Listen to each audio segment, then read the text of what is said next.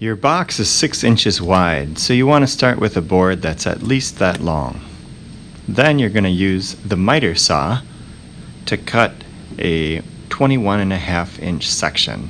Now the board's too long to use normally, so you have to use the swing arm to cut the full length.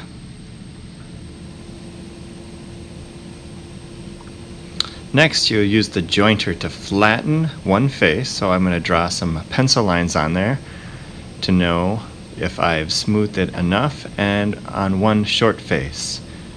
So I start at the infeed table. I use my push blocks, one behind, one in front. I want to apply pressure to the infeed table all the way across, holding it down tightly. And then after you go through one pass, you want to check to see, is it smooth? Are all of the pencil lines gone?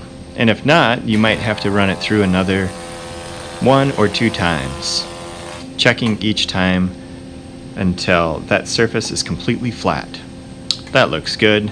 Now you take that flattened surface that you just had on the table, you put it up against the fence, you hold it flat against the fence to make a 90-degree angle between those two faces. And then take a pencil and mark that so you know where it is for the next step. Next, you're going to use the time saver, which is a wide belt sander. And you're going to sand the opposite face that you just joined. This works just like the planer, but instead of cutting the wood away, it sands it away. So we want to get rid of that rough edge. So what we're going to do is use the table saw to rip a 6-inch width. So make sure the fence is set to 6 inches, and then put the joined edge against the fence and cut it to 6 inches. Next, you'll use the other table saw with the crosscut sled.